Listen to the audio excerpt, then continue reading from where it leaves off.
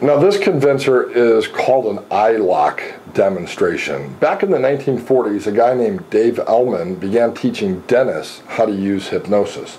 And he always used the eye lock test as a way of determining whether or not he was ready to proceed and go into a hypnosis session with a person. In other words, if he produced the response of their eyes being locked together, then he knew that they were able to respond at a deep level to the suggestions that he was going to give in the dental clinic for anesthesia, etc. The eye lock convincer is used and taught today in hypnosis training programs really is one of those things that we can do during the intake or the pre-talk process to help a person understand hypnosis. Now, I generally don't favor this, and I generally don't use the eye lock test in my office. The reason why is real simple. This is no longer the 1940s. And Paula may have never met me before. In fact, she most likely hasn't. And she's a female. She's now come into my office. She's never met me before.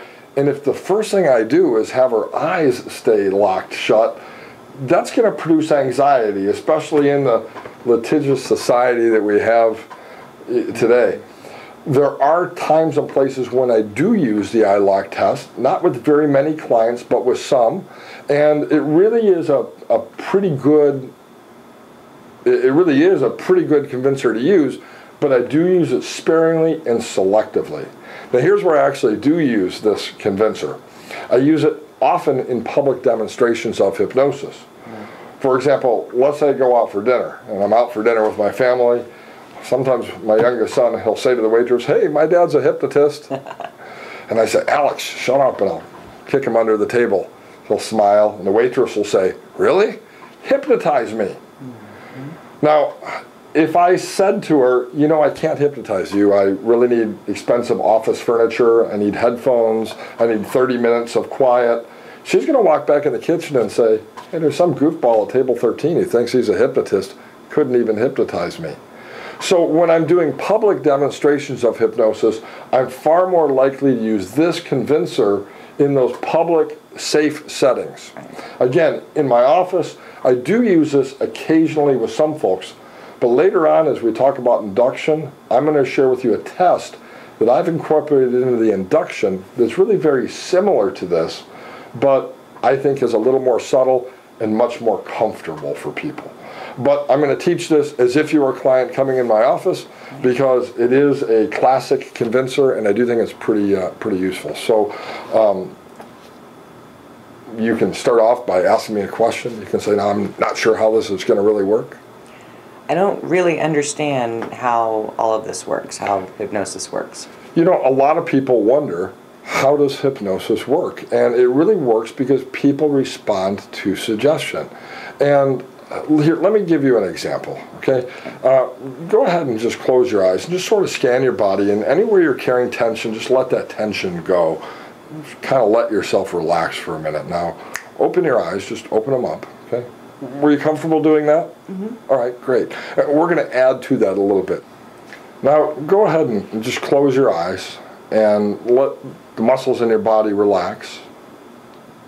Now, there are over 200 little micro muscles just in our face alone. Muscles in the eyelids, muscles in the brow, muscles along the jawline and the cheeks. And you can pay attention to those muscles and actually let those muscles relax. And let your face become very, very heavy and relaxed.